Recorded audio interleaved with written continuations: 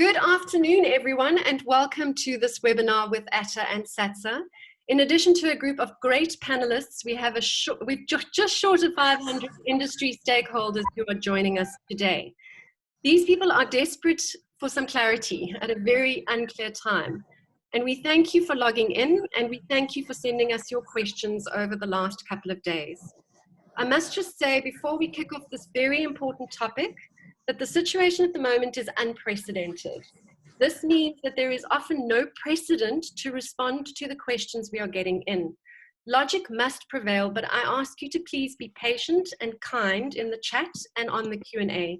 We are working as a team around the clock to get you some answers so that you can make as informed as possible business decisions. The legal and insurance world, when the world is normal, is at best confusing for many of us, me included. So to our panelists today, I ask you to please try and respond with layman's language, to keep the legalese, if you can, to a minimum for people like me who don't have a good understanding of legal and insurance matters.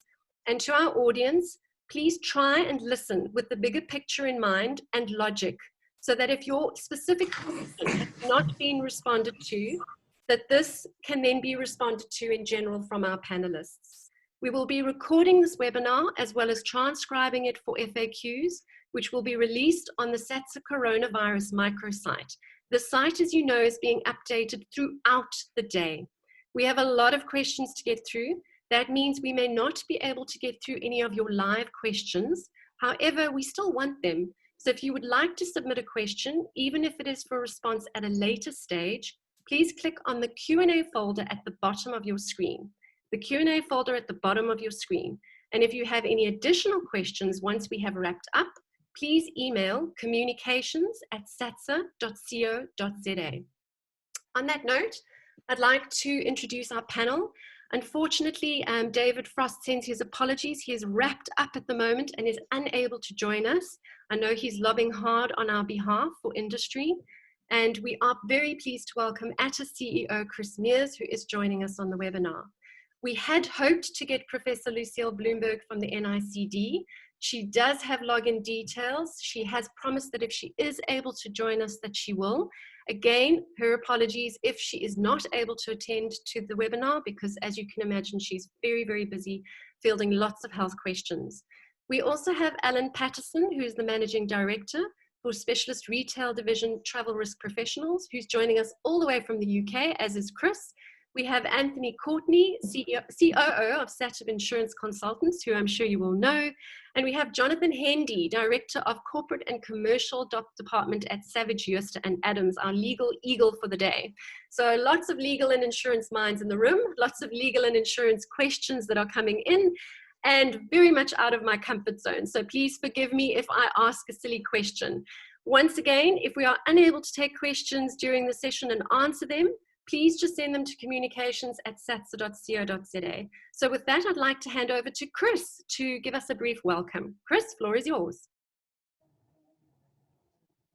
Natalia, thank you very much. And thank you to all of the SATSA team for pulling all of this together.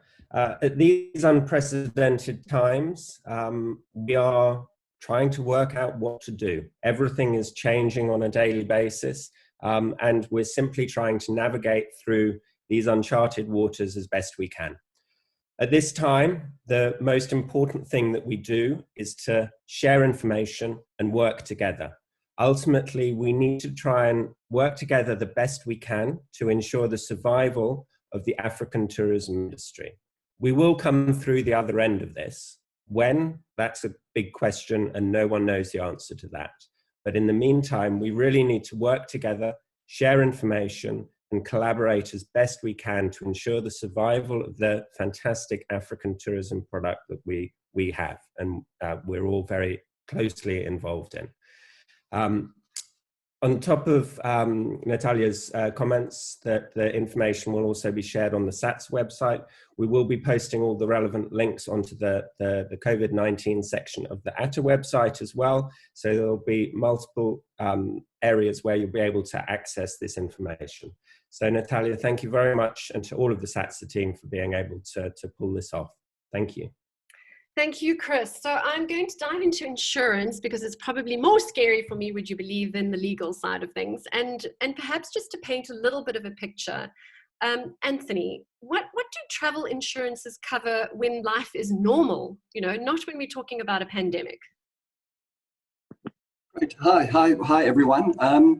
So under normal, look, and again, it's going to be a common theme that's going to go throughout this webinar, I'm sure, is the fact that the insurance industry and the insurers out there and the insurance products out there have become, there's a large number of them, and they have become more and more complex over time. So when we talk about a travel insurance product, sadly, there are multiple variations to them in the market. So just a standard type travel insurance product, you know, in normal circumstances, your basic sort of entry level, and I'm going to talk to the trip cancellation element because I think that's what's quite relevant here, would be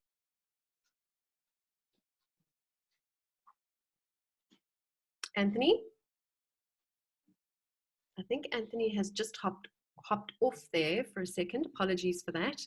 Well, this is Alan. I can probably carry on that to a brief extent. As I say, I'm a UK insurance broker, so I can only speak very generally. I think what Anthony was articulating was that every single travel insurance policy is different.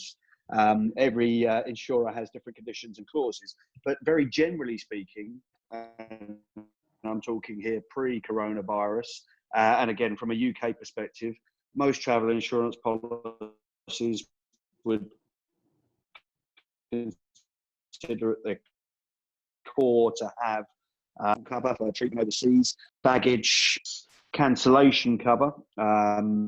There's always caveats within cancellation covers.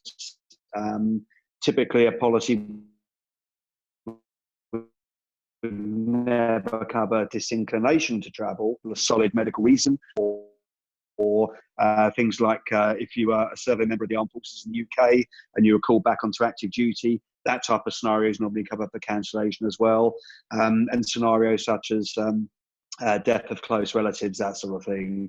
And there's always an element of personal accident cover as well, but typically, in a very brief nutshell, they are the main core elements of cover that a standard travel insurance policy would provide. Okay, thanks, Alan. Just to let you know, we're having a little bit of instability on your line, and Alan has warned us that that may be a problem. Ironically, I live on a farm and mine is holding up, so I'm actually quite pleased about that. Anthony, are you back? Yes, sorry, apologies. Yes, please carry on. Yeah, so just to echo Alan's comments there.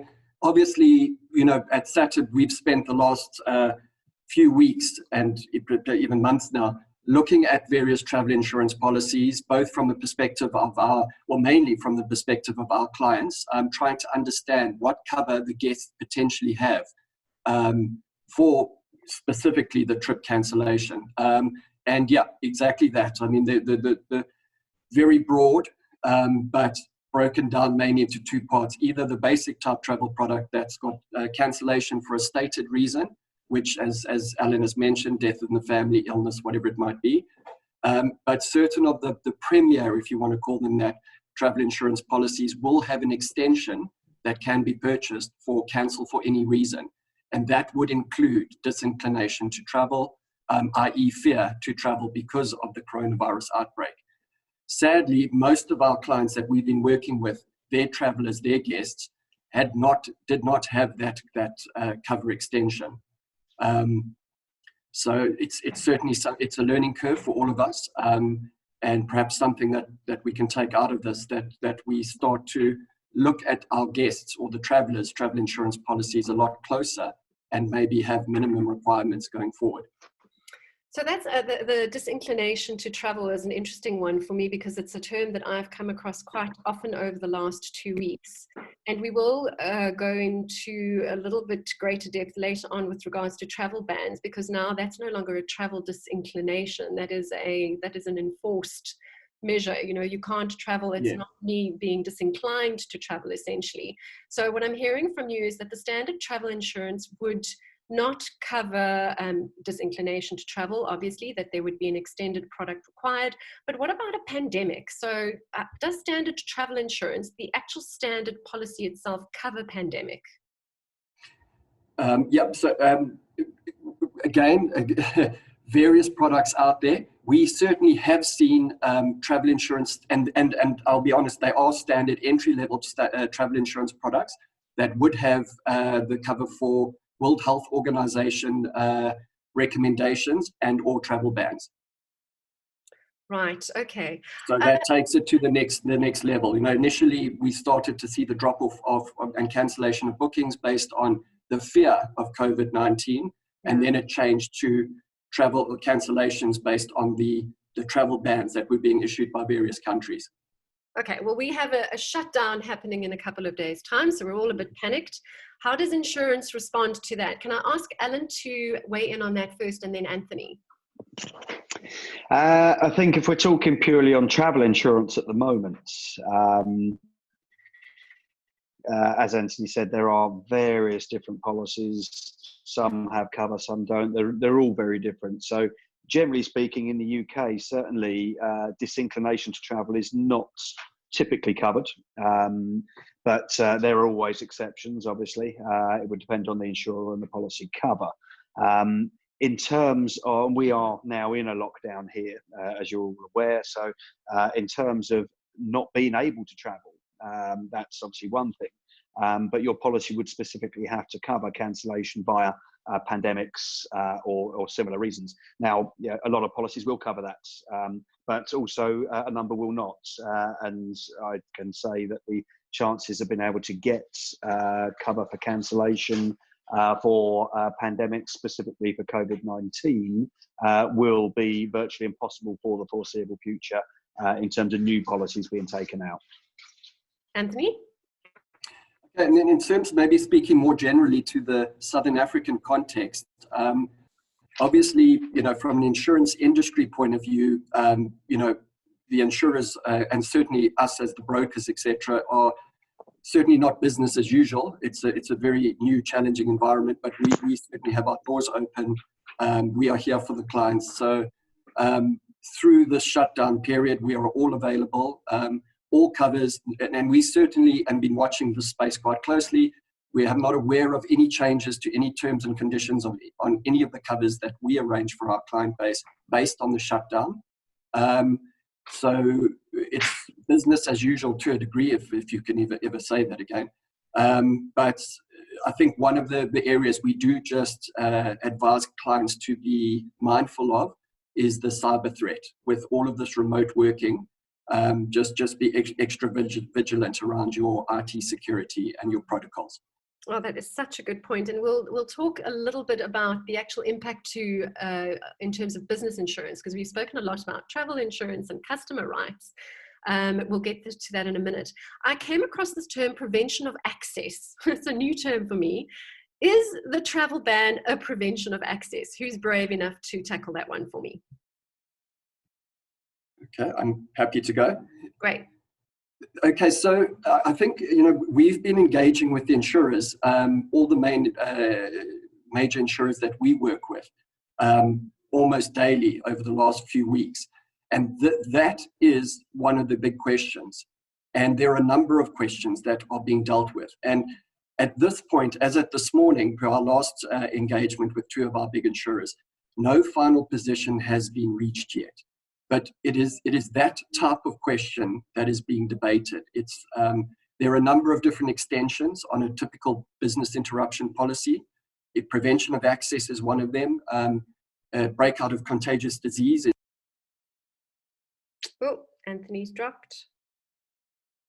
Alan, care to weigh in? Prevention of access is something typically in the UK we would refer to in terms of office premises cover for tour operators and travel agents and loss of revenue cover as a result. But again, every single policy there is different. Some policies will have business premises as a result of the occurrence of a notifiable disease on the premises. which then leads to loss of revenue. But every single policy is different, and we're working with various insurers. Many will exclude COVID because this was not a known event when they defined the insured that will be covered. So it's very fluid and changes from policy to policy. I'm terribly sorry, I can't give anything more specific. There are probably 100 different types of policies and about 50 different insurance companies, which is never straightforward. But yeah, some policies will cover you from a business perspective. Others will not.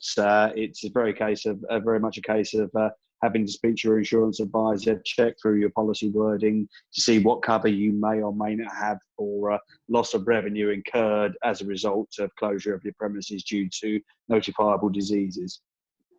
I think hindsight, obviously 2020, what we should actually be doing at this stage, I know it's too late to do for this current situation, but for future scenario, and I'm leaning on SATIB for this specifically, is to come up with a list of things that we as business owners should be looking at when we're looking at our insurance policy, so that we understand what is in there instead of just signing on the bottom line prior to, just so that we are empowered.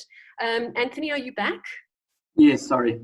Great. Did you want to add to that? No, just to finish off, yeah. So obviously we are engaging daily with the insurers, and all of those potential areas that we may be able to claim against the policies are being reviewed. They are being carefully studied, and we are pushing insurers for positions on them. There are a few potential extensions of cover under the typical business interruption policy, and we're hoping to be able to at least get something or get the agreement to something in those, for those particular extensions. Great. Anthony and Alan, I'm going to ask you to mute yourselves, please. Going to give you a little bit of a rest. I'm going to hop into our legal eagle, Jonathan, if you wouldn't mind unmuting yourself. I am desperate for someone to explain to me in layman's terms force majeure. Who decides? Who's the person who decides that force majeure can be declared? Is it a supplier? Is it the government? Unpack for someone like me who has absolutely no clue what it is other than how to spell it. Tell me. Thanks, Natalia, and hi, everybody. Let's first look at what that fancy word means. Force majeure means nothing else other than irresistible force. The other fancy Latin phrases like vis maior, casus fortuitus, which is actually an unforeseen accident. But basically what we're talking about is the parties to a contract becoming subject to irresistible force. And that can apply in the case of a natural disaster. It can apply in the case of a pandemic. It can be government action. It can be military action. It can be war.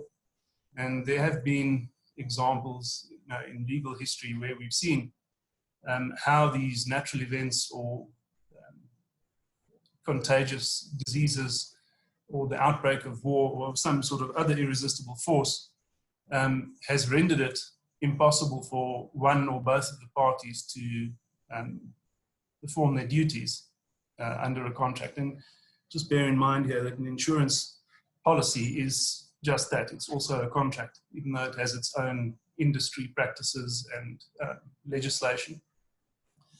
But the general principles, and I just want to make it clear, these are general principles. I mean, every contract has got its own terms, and every country has got its own legislation. But in broad terms, the underlying principle is that when the parties have already entered into an agreement and something occurs that makes it impossible for one or both of the parties to perform under the agreement, then they will be excused from their obligation to perform. What does that mean? If you have a duty to, for example, deliver a thing or make a premises available or some sort of other specific duty, and something renders it impossible to do that, then the general principle in law is that you'll be excused from that performance. Another general principle is that the counterparty will be excused from the counter performance. What does that mean? Let's use a lease, for example. If there's an earthquake and the building falls down, the landlord will be excused from the obligation to make the premises available. And then, of course, the counter obligation is to pay rent, and that obligation will also be excused. Now, this basic position can be changed in the contract itself. So let's go back to the lease. If one of the parties accepts the risk, and in a lease what you will see there is a clause that says, in the event of the destruction of the premises, what will the parties do? And sometimes you see some fairly harsh clauses which say that notwithstanding that the building is damaged or destroyed, there will be no remission of rental. And what that really means is that the parties have agreed that the tenant is going to bear the risk of that kind of destruction or impossibility, and notwithstanding that, they're going to continue to pay. That may sound a little bit harsh on the face of it, but let's just drill down to what that means in the context of contagious disease like COVID. You've got to have a careful look at what kind of contract you've got and what the parties are supposed to be doing. If it's a continuing set of obligations, let's say an employee who's got to come to work every day for a number of years, you can see immediately if they're unable to come to work for a short period of time, that's not going to destroy the whole contract. The employee may be excused for a certain period of time, and then of course, if that extends past their leave entitlement, the employer will be excused from paying the worker's salary. That can be affected by legislation, and which we see in most modern economies is that there's legislative protection. Now that brings me to my next point. I've described now what the very basic scenario is, and generally that would apply in most jurisdictions. But of course, contracts and the relationship between people in society is not just regulated by contracts, there's legislation as well. And there are two categories there we've got to look at. The one is general consumer type legislation, which we have, for example, in South Africa, we have the Consumer Protection Act. And then you get specific measures that can be put in place during some sort of emergency or disaster. We've seen them recently with the regulations issued by COGTA, for example, on the declaration of a national disaster. And those specific measures can also affect contracts. It can also affect specific industries and sectors. And in fact, we've seen those starting to come out now. Now, those can have the effect of suspending people's obligations. They can reach into the relationship between the parties and regulate them. That's quite possible.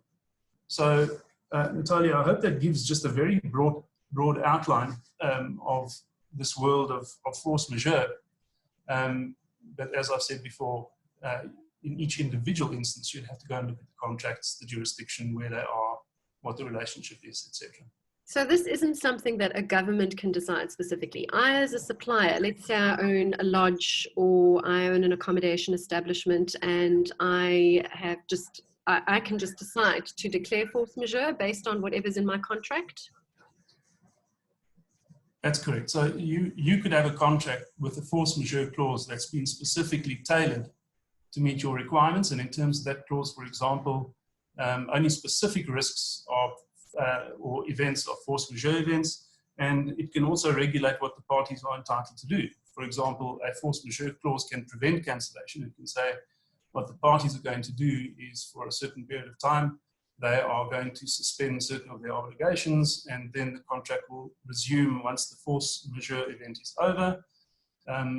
Other more standard force majeure clauses would, for example, allow termination only if the event persists for a certain amount of time. But let me just pick up on one thing you said. The government can certainly intervene, and it doesn't matter what your contract says. I'll just give you an example of legislation that does that. So in business rescue, for example, we have a moratorium on the enforcement of contract provisions that comes into play as soon as business rescue is put into motion. So, and the same thing can happen with specific measures. So, the government can interfere in what they would regard as harmful or abusive practices during a national disaster, pricing, We also have the Consumer Protection Act, which prohibits harmful practices and also unfair or exploitative terms. So you might have one of the older consumer agreements, which was perhaps put in place before the Consumer Protection Act came into effect, and it might have something saying, notwithstanding that the landlord doesn't make the premises available, the poor tenant still has to carry on paying his rent, come hell or high water. And if that provision is viewed as unduly harsh or unreasonable, then that contract might be subject to attack under the Consumer Protection Act. Right, interesting. Thank you for that, Jonathan. I want to just lean in and ask Anthony, does, this is a difficult question, I know, does one's insurance cover force majeure? Basically, are you talking about the business interruption? Yes. Yeah, no, because effectively... Oh, there he goes. Alan, care to weigh in? Yes. Yeah, again, not a straightforward question to answer, but generally speaking, in terms of business interruption, force majeure would not be typically covered by a business interruption policy. Business interruption covers generally respond to defined insured perils occurring. So these would typically be occurrences such as fire, lightning strike, aircraft falling on the premises, explosion, riots, theft, flood, those types of things. So typically business interruption, in the same way as property damage, will normally operate following a defined event. And a force majeure, obviously by its nature, is not a defined event. It could be absolutely anything. So typically speaking, business interruption does not cover force majeure. Right, thank you. Well, now that we are on the topic of business interruption, just again, if you've joined us a little bit late and you are wanting to pose a question, there is a Q&A folder at the bottom of your screen. Please click on that Q&A folder, submit your question. I cannot promise that we will respond to the question through the duration of today's webinar, as we might run out of time, but we will definitely endeavor to get it answered on your behalf. So please don't be scared to put your question into the Q&A folder. We will try and get to those. You will also notice on the right-hand side of your screen that there is a chat section. You're absolutely welcome to chat to each other, also post anything that you have there. We will record all of that as well. Anthony, are you back? Yeah, apologies guys, I'm not sure why it keeps cutting. No problem. I just wanted to pause on the insurance discussion for just 2 seconds. I have Prof. Lucille Blumberg, who has managed to dial in. Prof, are you there? Yes, can you hear me? Yes, loud and clear. Prof, so grateful that you could join us again today. Oh gosh, it's incredibly busy and your tourists have been naughty. Sorry, we want to stop them. Tell us what to do. The floor is yours. Okay, so the outbreak is increasing. There's a lot of local transmission. Yeah, a lot of the guidelines and indications for testing are changing because we're moving into the next phase of our guideline of the outbreak. I think it's been very clear that tourists need to either actually get out or stay put. But there are still quite a lot running around. And yeah, the group who tested positive in St. Lucia caused havoc, absolute havoc. The town is in lockdown now. Sorry. Perhaps you could just pose some questions to me and I'll attempt to answer them. Sure, no problem. So you've actually just mentioned a very good point, and that is to encourage, and it's a question that I'm receiving, and I know Hendey is receiving throughout the last 2 days about tourist movement. And we do have people asking us, can people check in after the lockdown? Can no, travel? The answer is no. They need to leave. So when you spoke about phase 2, what is phase 2? Just give me an idea. It means there's community transmission. I think as the number of incoming tourists and returning travelers decrease, we're going to be focusing on that group as the high risk positive group a lot less. And we do have community transmission, probably not just first generation linked to tourists, but we will still do those. But there is person-to-person transmission within communities. And because we haven't really been testing them, you know, you had to be a returning traveler or a contact with one of those. I think they have crept in, and I think we don't know their true extent. But that's where we are. So it's all countries have experienced that as the next step. You have that cases linked to incoming tourists, and then you have person-to-person transmission in the community, and that's more widespread. Difficult to know where all these cases are. I think Gauteng, Cape Town, probably the most important. So and yeah. So as a travel and tourism community, your advice to us now would be to prevent the movement of tourists at all costs. Is that what you're saying? I think there's a lockdown. So I think it's tourists must, you know, either lock down or go. And I don't think they are. They're still moving around a lot. And they seem to be unaware of, some of them are just blissfully moving around. And then I think we have to, you know, because of the lockdown, even internal tourism is going to be severely affected. We are getting a lot of people asking us, and I know that's not really your ambit. We are hoping to get better clarity this afternoon from the Department of Tourism about whether they can leave after the lockdown. So their intention is to leave after the lockdown, but how do they get to the airport? You know. So you need a better clarity on that. We do. If they don't leave now, there actually won't be flights, I would imagine. Yeah, that's after a certain time. So I think they need to be allowed to leave, but they need to then leave as soon as possible. Right. Prof, I realize you're a very, very, very busy person right now. So I thank you so much for I'm so sorry, and good luck. And thank you. Yeah, let's be strong for the next, it's going to be 2 months, I guess. 2 months? I think so. It's not 3 weeks. I don't see anything ending in 3 weeks. Right. Well, we are here to support you. You let us know anything. Thank you very much. And as you know, I did call you. And thank you very much for your help on the weekend. Not at all. We've managed to tracked the St. Lucia bunch down as an industry. Yes. It was the floating princess on Lake St. Lucia. They're all positive, all of them. That whole group. Oh my goodness. Thanks very much, and Prospect. Okay, bye. Bye. Right.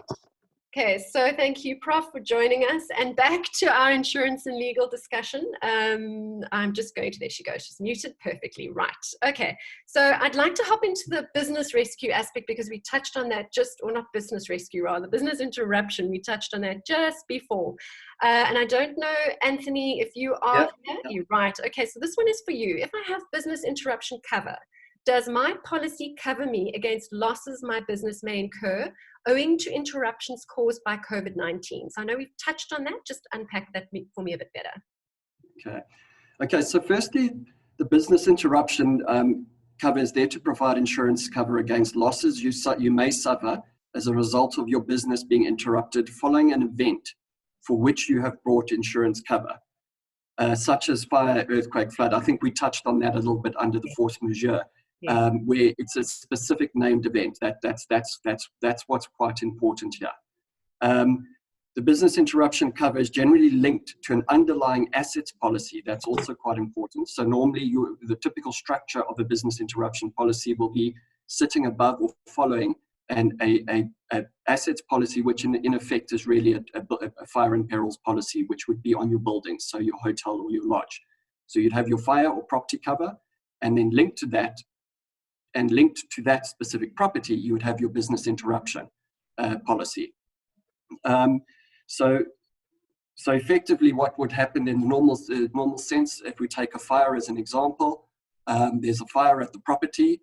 There's a need for the property to be shut down or partially shut down for repairs to be done. As a result of that, there's an interruption to the revenue flow. And that interruption or lost revenue is then submitted as part of the insurance claim, along with the repairs to the building, and is settled by the insurers. So that's your typical business interruption type structure, policy structure.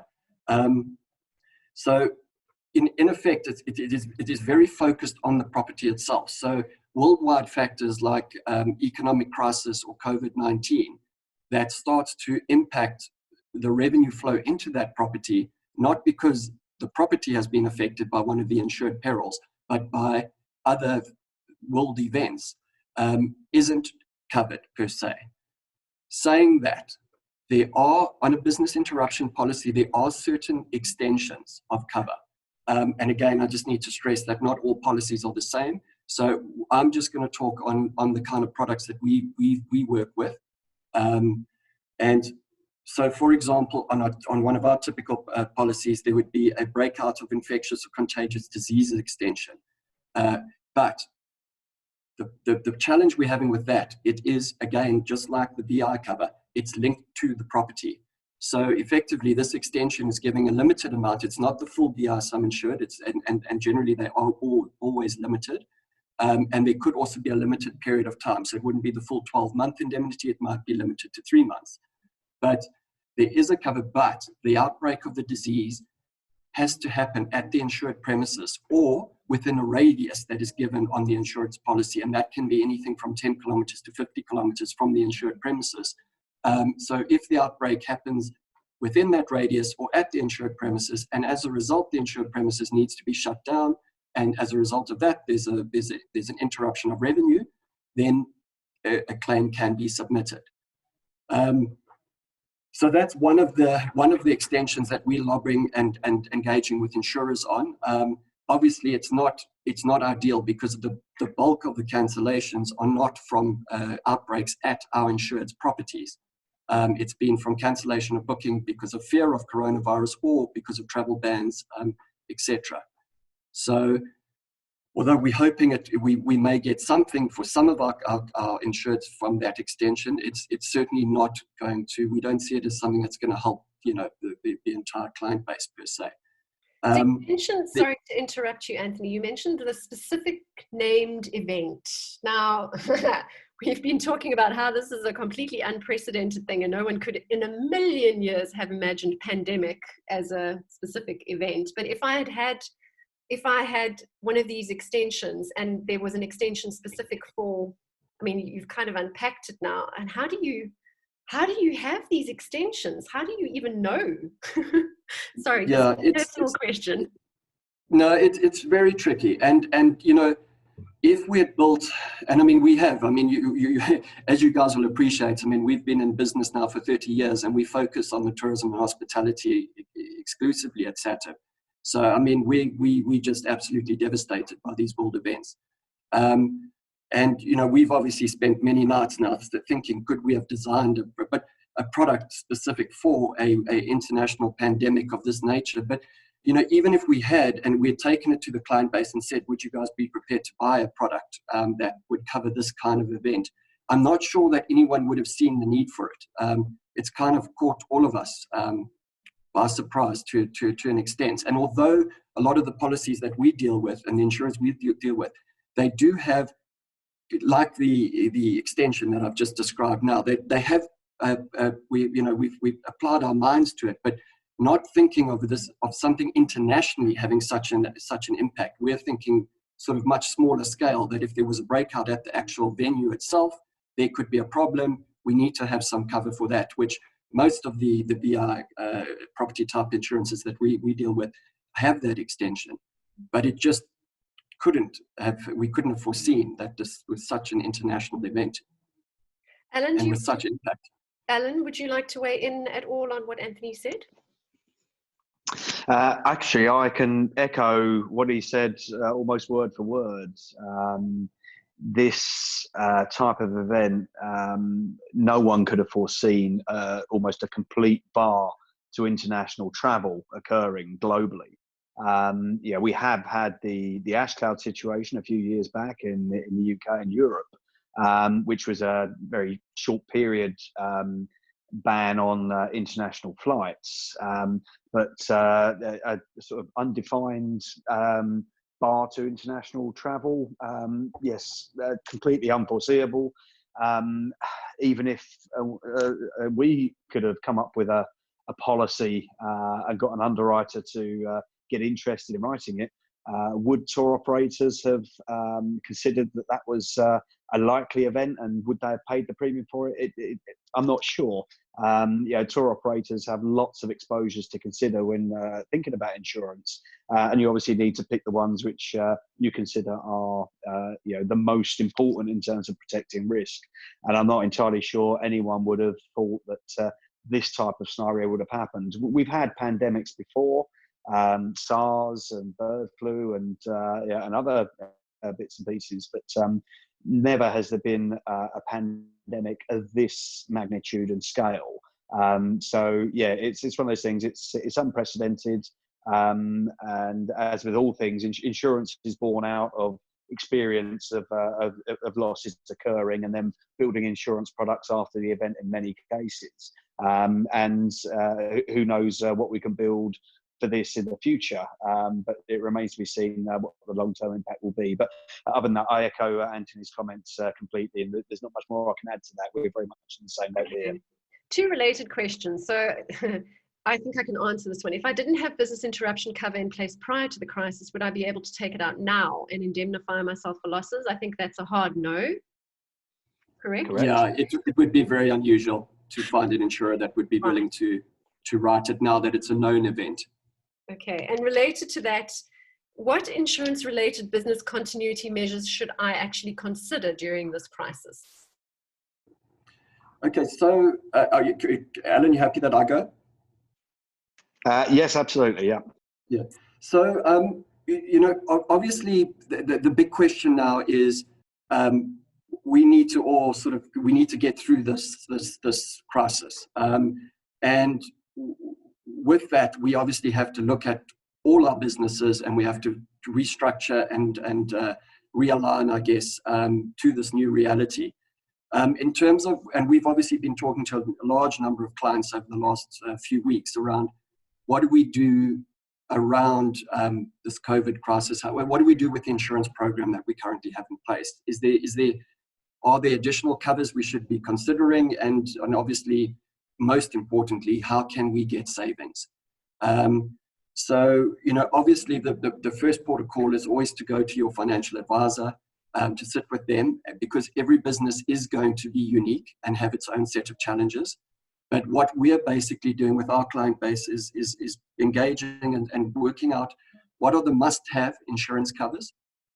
And those could be things that are linked to the assets like the buildings, etc. And what are the like-to-haves or nice-to-haves insurance covers. That could be money, it could be transit cover, it could be all those kind of things which obviously are going to fall away. Certainly activities in those spaces or those spaces of risk are going to fall away over the next few weeks to months. So immediately let's look at getting those off the table.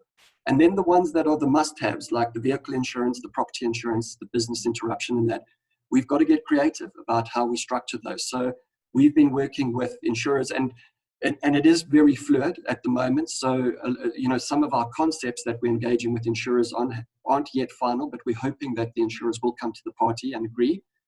Some are final. So on motor, for example, we've devised a laid-up type product where if there's a financial institution involved, we can't not insure the vehicle, but by the same token, if the vehicle's not being used.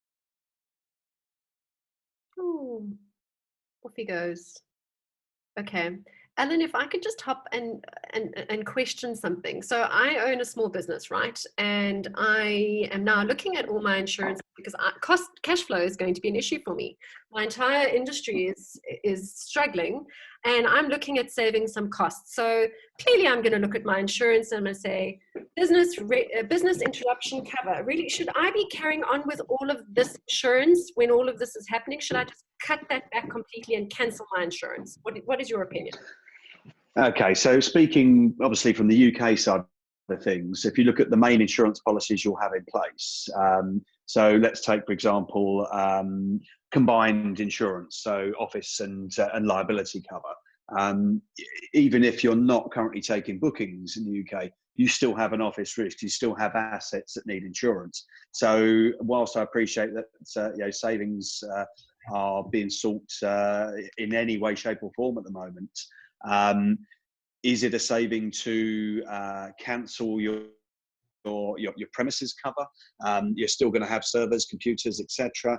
And whilst, say, certainly in the UK at the moment, we don't have a curfew, but movement is now restricted. So the likelihood of theft is lower than it may be potentially otherwise have been. Still, the risk of fire, flood remains. So, whilst the business is struggling at the moment, how much more would it struggle if there was a fire, an electrical fault causing a fire at your premises and causing you hundreds of thousands of pounds worth of asset damage, which would otherwise be covered by your office cover. So you have to weigh these things up very carefully. And I would argue that it would be a false economy to cut back on certain insurances, so office premises, etc. The other thing to bear in mind is that you also still got employees. So under UK law, you have an obligation to have employers' liability cover and to protect your employees should they suffer illness or injury whilst working on your behalf. Now, legally, you have to have that cover in place. If you cancel it, then potentially, if an employee gets injured whilst working remotely or suffers illness and brings a claim against you, the last thing you're going to want is action being taken against you at some point by someone like the health and safety regulator. So there are certain insurers you should keep in place. For example, on the liability side, we've done many renewal quotes just prior to COVID really kicking off in the UK. Part of the calculation process there is looking at turnover and size. Many customers have come back to us and now done some reforecasts. So we're requoting those premiums in many cases. And in many cases are putting these on what's called a minimum and deposit basis, adjustable at the year end. So what we're saying there, in some cases, not all, but depends on the risk, etc. But in some cases, we're trying to help customers out by maybe charging a slightly lower premium at renewal, and then adjusting that at the year end if trading picks up later on. But again, it's on a case by case basis. Each risk is very different in its own right. Thank you, Alan. I'm going to actually take the opportunity to talk a little bit about EU law specifically, because we have had a lot of our members come through to us and ask us about, and I'm hoping that you can respond, and perhaps Chris is able to give us a little bit of insight based on what he's hearing. We have members who are saying that their customers say, according to EU law, the customer is entitled to 100% refund on cancellations, despite the cancellation policy in place and the terms of business that state that travel insurance is a condition of travel. Do these members have any recourse? They're telling their customers to go to travel insurance, if they have travel insurance, hopefully. But the customers are saying, well, EU law tells you need to refund me 100%. What is the situation? I will answer that as generally as I can. Obviously, I'm not a lawyer. I'm only an insurance broker, but obviously I do work with the regulations a lot. My understanding is that under EU law, if you're unable to fulfil the package and you have put together a package as defined in the regulations, then in the event of cancellation, you are obliged to offer deferred departure dates or alternative destinations. Now, obviously, alternative destinations at this point is a non-starter because you simply can't go anywhere else at the moment. And deferred departure dates, well, that is an option. However, my understanding is that if the passenger does not wish to accept that, then at law as it stands at the moment, they are entitled to a full refund of costs. So that is the situation as I understand it.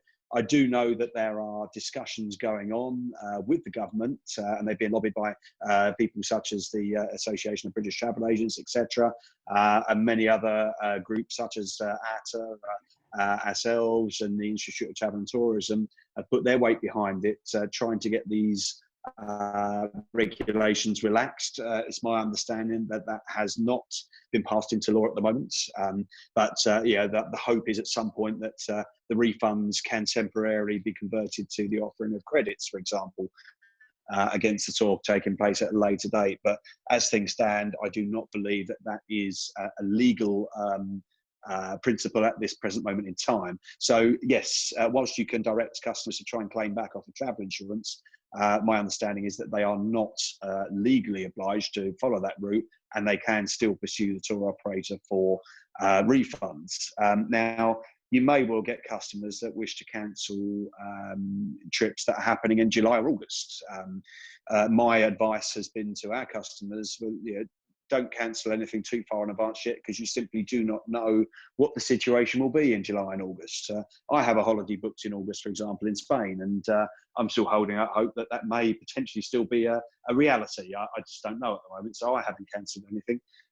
However, obviously, if you've got departures coming up in a couple of weeks' time, it's quite reasonable to cancel those at this point. So, yeah, obviously, you know, act prudently in terms of cancellations.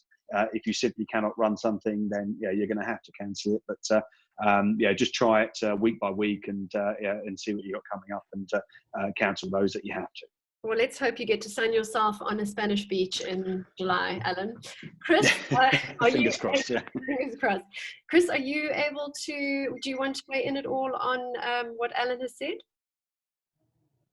Yeah, I mean, very much echoing Alan's statements there, in that due to the EU package travel regulations, as if a tour operator is unable to fulfill the package as a client booked, part of their obligations are to offer a full refund. And as Alan correctly stated, the various other options are not really open at this stage in terms of offering other destinations. So it is a very, very difficult situation. And the package travel regulations were not designed to cover an event such as this. ATTA has been driving the lead to government to see whether these regulations can be relaxed in terms of offering credit notes to customers instead of cash refunds. As yet, and I've just double checked, I haven't received any updates while this webinar has been going on. As yet, there has not been any update, but we're hopeful that there might be some update. So if I understand this correctly, and I'm a locally based tour operator, what the legislation in terms of the EU legislation, even if I'm based in South Africa, that EU directive, and I know this is probably a silly question, so apologies, still applies to me as a South African operator or company, correct? I believe it only applies to tour operator businesses based in the UK. So if a client, I believe if a client had booked directly through a tour operator in South Africa, they wouldn't necessarily be held to the EU package travel regulations. But we do have our own consumer protection legislation. Jonathan, I don't know if you're able to weigh in here. I'm going a little bit off piste, apologies. You know, no problem. So the EU directive might not be in place for South African operators or company, but in terms of the CPA, if I am a traveler and I have decided that I can no longer travel, am I liable according to the CPA to refund in full? Can I instead suggest deferment or a voucher? Would you be able to weigh in on that? Sure, Natalia. Yeah, the South African situation, this is now assuming that the client is an individual or somebody who qualifies as a consumer. And if it's for a tour, for example, or a package that was marketed in South Africa, or the supplier is based here or anywhere else for that matter, then they would be covered by the CPA. And what this CPA does is it allows a consumer to cancel as of right any advance reservation, booking, or order that has been made. So to some extent, it's even more consumer protective than the EU travel package regulations. The consumer has an unqualified right to cancel. The supplier doesn't have the option under our law of saying, well, I'm not going to allow you to cancel. I'm instead going to issue you with a voucher. I'm going to defer your booking, etc. If the consumer invokes that right in Section 17, that's the end of the question. The only thing then is what the supplier's rights are in terms of a deposit which it holds, or to claim a reasonable cancellation fee. So what our law says is that in advance of the booking, the supplier is entitled to ask for a reasonable deposit, and he can impose a reasonable charge for cancellation. Unless, of course, and there's also obviously always in law there's a qualification, and this is now in the case of death or hospitalization. So no cancellation fee can be charged because of, if the consumer is unable to honor the booking because of death or hospitalization of the person who was going to travel. So you can see immediately that we're talking here about the specific person who was going to travel being hospitalized. Let's say it's COVID or anything else for that matter, or passes away, then no cancellation fee may be charged. So that's the South African position. Just a comment on the EU travel package regulations. I just heard a little while back there was some discussion about whether it applies to South Africans. Again, like anything, it's fairly complex, but essentially anybody who puts together a travel package, in other words, some sort of tour of services, goods and services to be delivered anywhere in the world, marketed within the EU jurisdiction. So let's say a travel agent who operates or markets in the EU. That person is subject to the travel package regulations. What often happens in Southern Africa is that outfitters or travel package organizers or agents, travel agents, sell tours to clients which are then fulfilled through their bookings with local companies. And some of those local companies are secondary agents and they're locally based.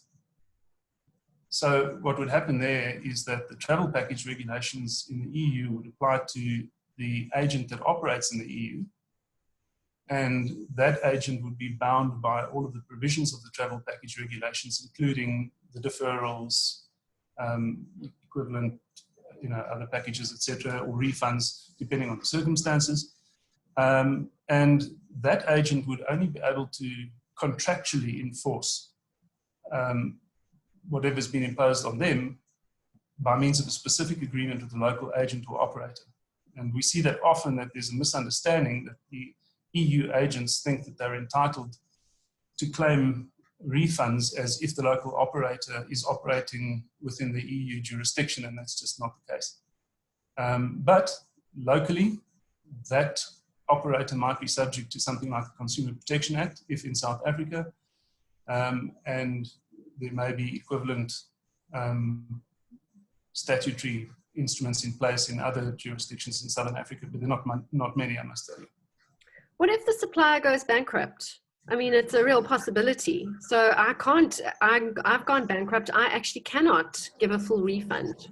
Does the normal liquidation kick in? Well, depending on the jurisdiction, there are bankruptcy, insolvency, or liquidation measures available in most modern jurisdictions. In South Africa, there's also obviously the business rescue regime, which is similar to what they used to call judicial management. Although that normally, once a business has gone down due to a crisis of this magnitude, it's pretty much the end of the story. And that's very cold comfort for clients who are looking for their money back. That is where the very sound advice about travel insurance or cancellation insurance comes in. And that's where I think SATIB and their like have been very good in trying to encourage travelers and consumers to get appropriate cancellation of travel insurance to deal with situations like this. Having said that, I must tell you, I've got to agree with everything that's been said about business interruption. We see it from the litigation side of things, that there's a misconception about business interruption as if it's a standalone form of insurance generally for a business. And that's extremely rare that you'll have something like that. It would have to have been a very specifically negotiated policy. Generally, business interruption is linked to some sort of material damage to a premises or business itself. And even then, there are very wide exclusions. So anyway, I think I'm drifting off the point. To get back, the consumer's best protection is some form of travel insurance or cancellation insurance. Anthony, I've just unmuted you. Don't worry about muting yourself. The next question is for you. So we've just touched on supplier default. Are we covered for supplier default? So now the supplier has gone bankrupt. Yeah. How do we safeguard ourselves? No, again, it's a tricky one, and as Jonathan's just mentioned now, again, we go back to the business interruption policy and back to the stated covers. So the fire, the fire, flood, etc., which affects the property, which then affects the business. Most be. Oh, Anthony, today is not your day for technology, I'm afraid. Alan, come to the rescue, please. Yeah, sorry. What was the question on that one? Sorry. So it was supplier default. So we've just been talking. Jonathan has spoken about supplier default, and I was just wanting to get some clarity in terms of insurance, whether we are covered for supplier default. I can only answer that from a UK tour operator perspective, if that's okay. Tell me. Right. Okay. So within the UK, there is a form of insurance called supplier failure cover. It's a separate form of insurance to liability, and that exists to protect the UK tour operator for costs incurred following the insolvency of a defined supplier. So they would take out a policy, they would give a list of the suppliers they want protection against should they become insolvent, and then have to rebook or cancel holidays or get people home. So this will include anyone from airlines to hotels, transportation, supplies, etc. So if you haven't taken out a supplier failure insurance policy, then typically there is no other vehicle by which you can claim on insurance for the default or the financial insolvency of one of your suppliers. Liability insurance exists to protect you for claims arising out of the unintentionally negligent acts of yourself or your suppliers. The financial insolvency of a supplier would typically either be absolutely excluded or certainly wouldn't fall within the realm of an unintentionally negligent act. So the only way you can protect yourself against the financial insolvency of suppliers is via a supplier failure insurance in the UK. Right. Anthony, are you back? No, not. Okay. Yeah, I'm here. Oh, you Sorry. are. Great. Yeah, apologies, guys. There's a huge gremlin here. It just keeps cutting me off. That's okay. Please go. No, I'm happy for you to respond to the question around supply default if you wanted to add anything. We're talking on the supplier extension. Yes, supplier default insurance. Yeah, so just as Alan has mentioned, the typical assets and business interruption policies that the typical tour operator within the tourism sector in SA would take would have extensions under their business interruption section for suppliers, but the damage to those suppliers, or the reason for the supplier default, would need to be one of those insured perils, like there's a flood or a fire or damage to the supplier's premises, or whatever it might be, that there are extensions to, but bankruptcy isn't one of those insured perils. So again, that moves to a whole new policy, which is what Alan explained.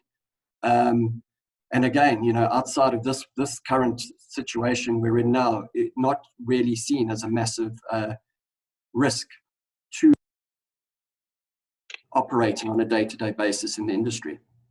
Right. Okay, Jonathan, I'm going to ask you to unmute yourself. I just have one last question from a legal aspect with regards to supplier default. Well, not supplier default, a relationship between supplier and buyer. So let's say, for argument's sake, I have a contract in place with I'm a local tour operator. I've got a contract in place with a lodge, and the lodge has decided that they are invoking force majeure based on the contracts that they've got in place, and the customer of the tour operator is saying, well, we want a full refund. Does that tour operator have any recourse? What sort of mediation legally would be possible in that type of case? Natalia, thanks. Look, it depends on whether the client is a consumer. a natural person or business with a turnover of under 2 million a year. And if it is a consumer, then, as I've said before, we have those provisions in the CPA that protect the consumer and allow the consumer to claim a refund less a reasonable cancellation charge. So the answer is that the client would be entitled to a refund, but the lodge owner would be entitled to deduct a reasonable cancellation fee. What is reasonable? Sorry. There are some indications given in the Act about what should be taken into account. The nature of the goods or services. How much cancellation notice was given. The ability of the lodge, for example, to find an alternative consumer. Let's say a local one where it was international travel that was prohibited, and general practice in the industry. So there are a couple of factors or indications that are given. There's no hard and fast formula about it.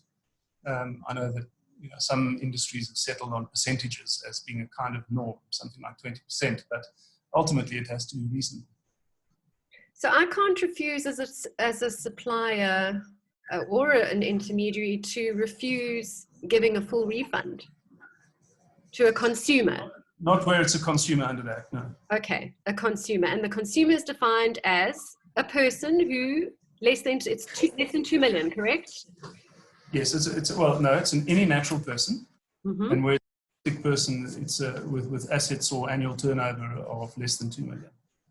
Okay, all right.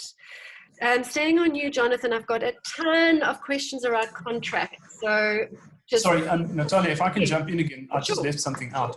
Yes. Obviously, not every consumer, not every client or traveler would be a consumer as defined. It's quite possible that it might be a company that has booked in a number of guests on a conference, for example.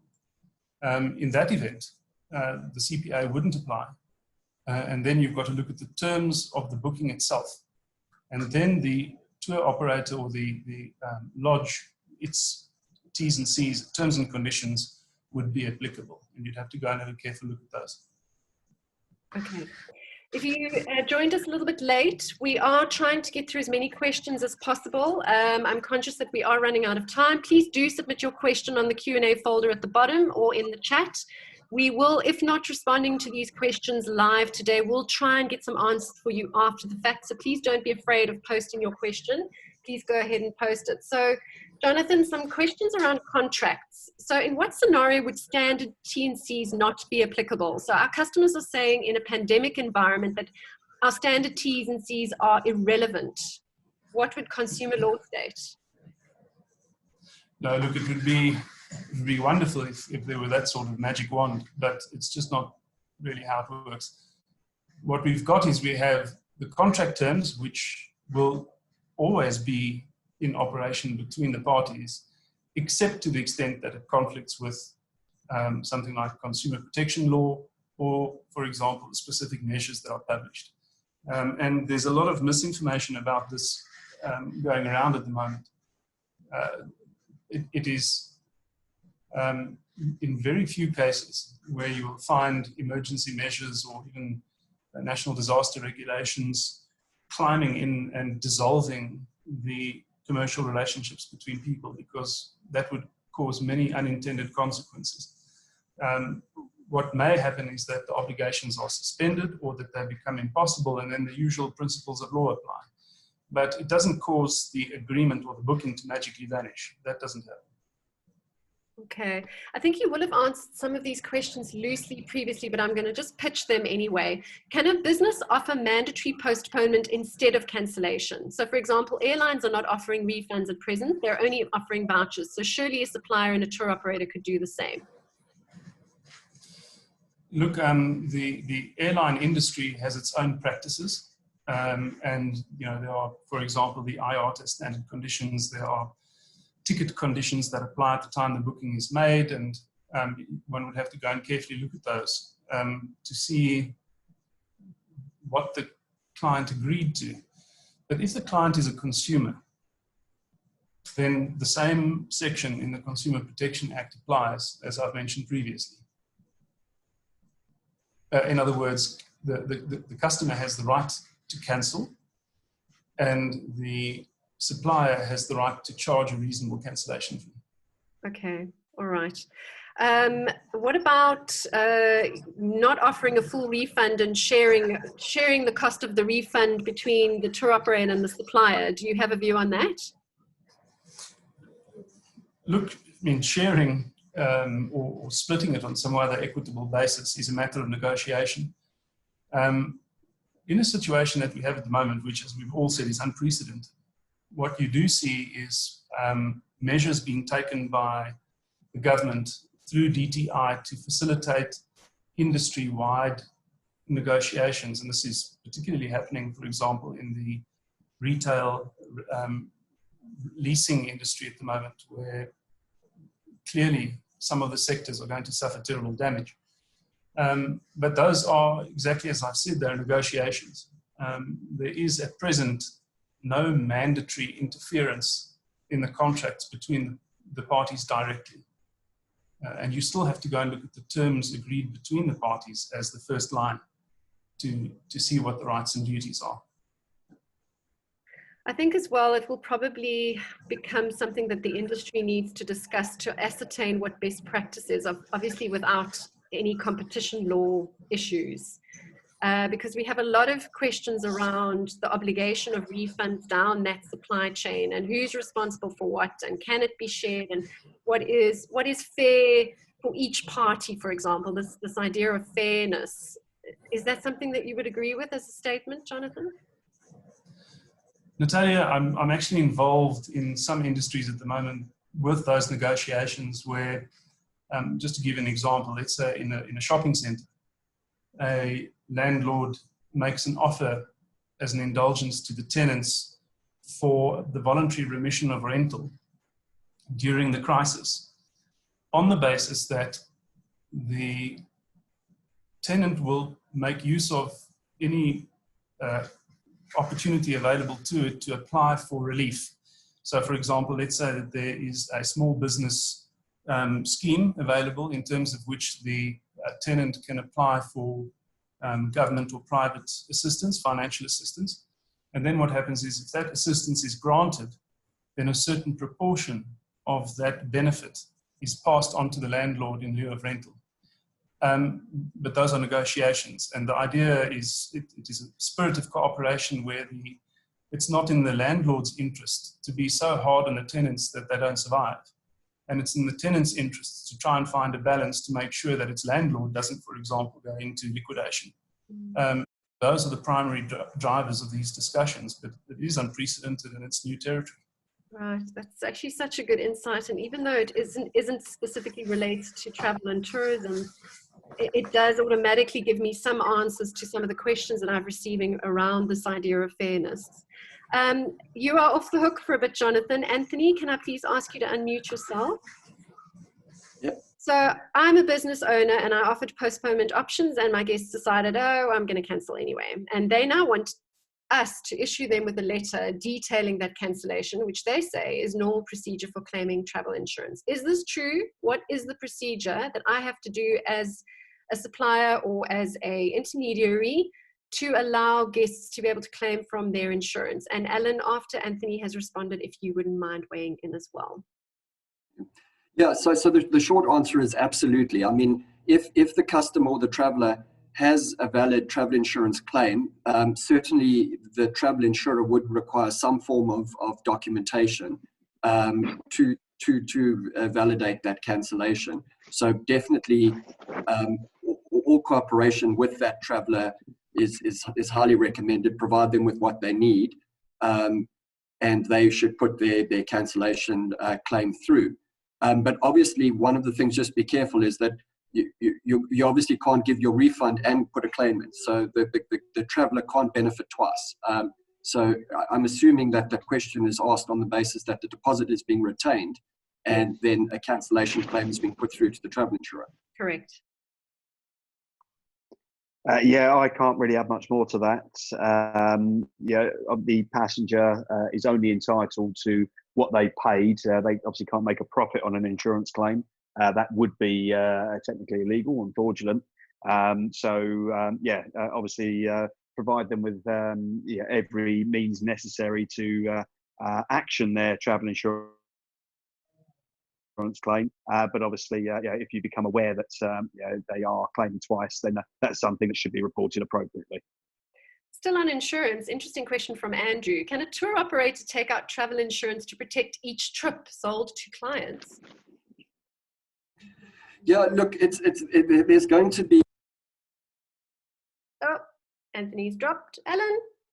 Are we talking here? Oh, sorry, is he back? Yep, sorry guys. So it's going to be a whole new environment going forward, and we're going to have to find ways to ensure this kind of thing doesn't happen again. Where does the risk lie? I mean, that's going to be one of the big questions that is going to need to be debated. Does the risk? I mean, the travelers need to take some responsibility for risk as well. They're booking and buying a package holiday, and the event that's taken place that's precluded or allowed them not to travel is not of our tourism sector's making. So it's probably going to find that somehow we're going to have to come up with something that processes and procedures around travelers that are coming out. Are they carrying the relevant travel insurance, and is it the appropriate travel insurance? So that should be process number one going forward, so that they take up their share of the risk. And then in terms of shutdowns like this, where the economy is shut down or the country shut down for 2 to 3 months at a time, we're going to all have to get our heads together and figure out how do we build something that could protect against that kind of eventuality. I mean, let's really hope that it doesn't happen again. But yeah, so I think we've got some thinking and planning to do going forward. But certainly the travel insurance should be an absolute prerequisite now going forward, looking at our travelers, making sure that they are taking out the relevant and required travel insurance. Alan, if I could just ask you on that point, what could we do as a travel industry to enforce travel insurance going forward? So is that something that you think would be possible? Legally and morally, I don't think you can enforce someone to take out travel insurance at law. However, you can put it in your booking conditions as UK tour operator that it's mandatory as part of your booking for the passengers to have travel insurance. And then the only way to enforce that is to ask for a copy of that before the booking is concluded, so that you are fully aware that they have travel insurance. The only issue you've got there is whether or not that travel insurance is adequate. And this is the issue, because you would then need to review the travel insurance policy. You would need to make sure, A, it covers the right geographical destinations, but you also need to make sure that it's fit for purpose. So does it cover the activities that are going to be carried out? Is it something which also covers pre-existing medical conditions? It's very, very difficult to adequately police this. And I think I would say it's almost impossible to ensure that as a tour operator, you can adequately ensure that all of your passengers are appropriately covered. The only other option you got is as a company to take out a group policy covering all your passengers. These are relatively rare and they can be extremely expensive, which is why not many people take it out. It's a tricky one to answer. And to say at law, I don't think you can adequately enforce people to take out insurance.